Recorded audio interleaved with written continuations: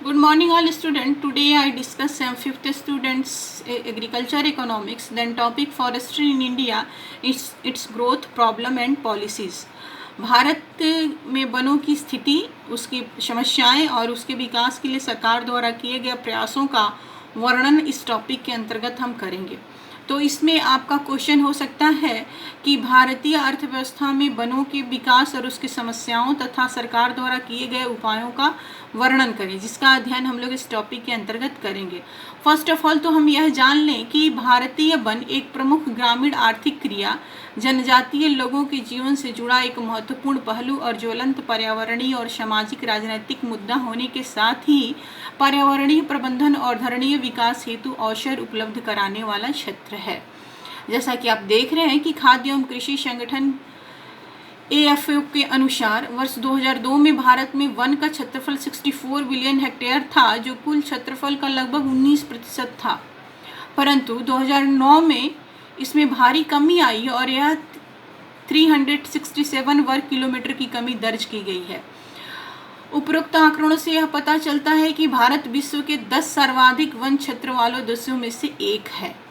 भारत विश्व के 10 सर्वाधिक वन क्षेत्रों वाले देशों में से एक है, लेकिन भारतीय अर्थव्यवस्था में वनों का योगदान काफ़ी कम है।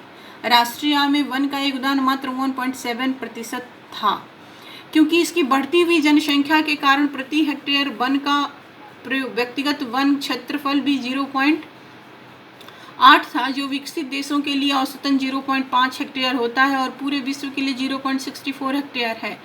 भारत में वनों की स्थिति प्राचीन काल से ही बहुत सुदृढ़ रही है। ऐसा माना जाता है कि चंद्रगुप्त मौर्य के शासन काल में ही वनों के वैज्ञानिक विकास की प्रक्रिया प्रारंभ कर दी गई थी, जो कि सम्राट अशोक के शासन काल में भी शिलालेखों पर लिखा हुआ मिलता है, जो साक्ष्य और प्रमाण है। परंतु सन 1864 में वन महानिरीक्षक के रूप में जर्मनी के वैज्ञानिक डॉक्टर बर्न्स की नियुक्ति के साथ ही आधुनिक काल में वनों के वैज्ञानिक प्रबंधन की नियमित शुरुआत भारत में हुई, ऐसा कहा जाता है। जैसा कि मैंने इसमें मेंशन किया है, आप देख सकते हैं ग्रोथ इन इंडिया, जैसा कि हमारे टॉपिक में है कि भारत में वनों का क्या ग्रोथ है। तो आर्थिक योगदान के अलावा वन संसाधन का महत्व इसलिए भी है कि यह बहुत से प्राकृतिक सुविधाएं प्रदान करती हैं, जिसके लिए हम कोई मूल्य प्रदान नहीं करते हैं और इन्हें गणना में भी नहीं रखते हैं। उदाहरण के लिए हवा में शुद्ध करना, हवा को शुद्ध करना, सांस लेने योग्य बनाना एक ऐसी प्राकृतिक सेवा है जो वन हमें मुफ्त में देता है और जिसका कोई कृत्रिम विकल्प इतनी बड़ी जनसंख्या के लिए नहीं है। वनों की क्षय से जनजातियों और आदिवासियों का जीवन प्रत्यक्ष रूप से प्रभावित होता है और बाकी लोगों का अप्रत्यक्ष रूप से, क्योंकि भारत में जनजातियों की पूरी जीवन शैली वनों पर ही आश्रित है। भारतीय वन में जो है आपके यहाँ हम देख सकते हैं कि IFAO के अनुसार भारत जलाने की लकड़ी का विश्व में सबसे बड़ा उपयोग करता है और यह वनों से ही लकड़ी प्राप्त होती है। भारत में कागज उद्योग प्रतिवर्ष 3 बिलियन टन कागज का उत्पादन करता है, जिसमें कितना कच्चा माल वनों की लकड़ी से और बांस से मिलता है, इसका कोई डेटा अवेलेबल नहीं है। वनकी के अंतर्गत वर्तमान परिदृश्य में जनजाति और स्थानीय लोगों के जीवन पर्यावरण की सुरक्षा करता है, संरक्षण और संसाधन संरक्षण और विविध सामाजिक राजनीतिक कारोबारों से जुड़ा हुआ है। चिपको आंदोलन से लेकर जल, जंगल और जमीन तथा वर्तमान में महान वनों को लेकर चलाया जा रहा आंदोलन इसी राजनीतिक और सामाजिक संघर्ष का हिस्सा है, जो वन की और उनकी नीतियों से जुड़ा हुआ है। भारत के राज्यों में भी वन की स्थिति कैसी है, इसको हम स्पष्ट रूप से देख सकते हैं कि आंध्र प्रदेश, कर्नाटक और केरल का प्रदर्शन सबसे अच्छा रहा है। आंध्र प्रदेश में वन क्षेत्र 14 वर्ग किलोमीटर की वृद्धि हुई है, जबकि कर्नाटक में भी बढ़ा है और आप देख सकते हैं कि कर्नाटक और केरल में भी बढ़ा है। इसके साथ ही क्रमशः दूसरे और तीसरे स्थान पे रहा है। फर्स्ट स्थान पे आंध्र प्रदेश है, जबकि कर्नाटक और केरल में भी काफ़ी अच्छे रूप से वनों का ग्रोथ हुआ है। क्षेत्रफल के हिसाब से मध्य प्रदेश के पास भी सबसे बड़ा वन है, जबकि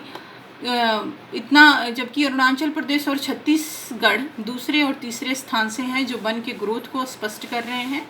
कुल भूभाग की तुलना में प्रतिशत के हिसाब से लक्षद्वीप के पास 90.33% का सबसे बड़ा वनाक्षित्र क्षेत्र है और उसके बाद मिजोरम, अंडमान निकोबार द्वीप समूह में भी वन का क्षेत्रफल है। एक रिपोर्ट के अनुसार 15 राज्यों और केंद्र शासित प्रदेशों का 33% भूभाग वनों से घिरा हुआ है। तो इस टॉपिक में हमने देखा कि भारत में वनों का क्या ग्रोथ है। भारतीय वनों में जैविक विविधता वन विश्व की 12% वनस्पति प्रजातियों और 7% जंतुओं की प्रजातियों का निवास स्थान है। भारतीय वन जो है वो विविधतापूर्ण है और विश्व की 12% वनस्पति प्रजातियों, वनस्पति मतलब समझ रहे हैं ना, जो आयुर्वेदिक मेडिसिन अवेलेबल होता है, और 7% जंतुओं के प्रजातियों का निवास स्थान है और 12.5% पक्षियों का निवास स्थान है जो यहाँ प्रवास करते हैं। पश्चिम घाट तथा पूर्वोत्तरीय के हिमालय क्षेत्र विश्व के प्रमुख जैव विविधता हॉट स्पॉट हैं। भारतीय वन का क्या ग्रोथ है, क्या सुंदर ग्रोथ वर्णन है, यह आप स्पष्ट रूप से देख सकते हैं। परंतु हमारी वन की कुछ समस्याएं भी हैं जिसका वर्णन हम नीचे करते हैं। समस्याओं में फर्स्ट ऑफ ऑल है कि अपर्याप्त और वनस्पति का वन आवरण, लो प्रोडक्टिविटी मतलब निम्न उत्पादकता, nature of forest and their uneconomically utilisation, वनों की प्राकृतिक और उसका असमान प्रयोग, लेक ऑफ ट्रांसपोर्ट फैसिलिटीज, परिवहन सुविधाओं का अभाव, फॉरेस्ट फायर, वन की आग, प्लांट डिजीज, पौधों की बर्बादी और कीड़े आदि, लंबरी और शेविंग के अप्रचलित तरीके, और 10 हैं जो आप देख रहे हैं कि वनों के वाणिज्य जंगलों की कमी, लेक ऑफ साइंटिफिक और वैज्ञानिक तकनीकों का अभाव, वैज्ञानिक तकनीकों का भी अभाव है अपने यहाँ। इस तरह से इतनी सारी समस्याएं हैं जो भारत के वन फेस करते हैं। सबसे पहला तो है आपका कि अपर्याप्त और वनस्पतिक आवरण, जो सबसे फर्स्ट ऑफ ऑल है। तो उसके बारे में हम जान सकते हैं कि भारत में जंगल तो हैं, पर जो जंगल है उसमें बहुत सारे इस तरह के भी जंगल हैं जिनका यूज़ किसी काम में नहीं हो पाता है।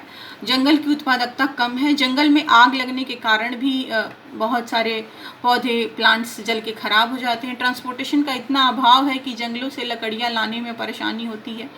प्लांट्स में बहुत सारे इंसेक्ट और पेट्स और डिजीज़ हो जाते हैं जिससे उनका विकास बाधित हो जाता है। और कमर्शियल फॉरेस्ट का अभाव है, साइंटिफिक फॉरेस्ट का भी अभाव है। और जो आपका लास्ट वाला है, आपका जो ऑप्शन है कि लंबरिंग और शेविंग की अप्रचलित सुविधाओं का भी अभाव है। लैक ऑफ पीपल बहुत अधिक है। जैसा कि आप देख रहे हैं कि पौधों में जो डिजीज़ हो जाता है, number 6 plant disease, insect and pets जो हैं, उसका एक साक्षात एग्जाम्पल हम आप लोगों को बता रहे हैं छत्तीसगढ़ का वन। छत्तीसगढ़ के वन में इतने ज़्यादा प्लांट्स को डिजीज़ हो जाता है जिससे वनों का विकास बाधित हो जाता है। तो ये रहे इसके प्रॉब्लम। अब भारत में कई टाइप ऑफ फॉरेस्ट हैं जो आप देख रहे हैं। उष्णकटिबंधीय, सदाबहार, 12-14 तरह के वन होते हैं। सुरक्षा की दृष्टि से हमारे यहाँ वनों का डिवाइडेशन 3 प्रकार से किया गया है: सुरक्षित वन, रक्षित वन और अन्य वन पॉलिसी। ये तो हमारा रहा कि भारत में कितने प्रकार के वन हैं। तो भारत में इतने प्रकार के वन हैं। और दूसरा आपका है कि भारतीय वन की क्या समस्याएं हैं और इसका ग्रोथ क्या है। अब इसके आगे का चीज़ हम नेक्स्ट क्लास में अभी आप लोगों को बता रहे हैं। फ़िलहाल हम इतना समझते हैं कि भारत की वन की स्थिति क्या है और भारत में वन का ग्रोथ क्या है। अब आगे हम लोग समझ रहे हैं कि सरकार ने भारतीय वन के विकास के लिए क्या क्या पॉलिसीज़ फॉलो की हैं। तो फर्स्ट ऑफ ऑल तो हम यह समझ गए कि भारतीय वन क्या है, इसकी क्या समस्याएं हैं, इसका ग्रोथ क्या है। इसके नेक्स्ट वीडियो में हम समझ रहे हैं कि भारत सरकार ने वनों के विकास के लिए क्या पॉलिसीज़ फॉलो की हैं।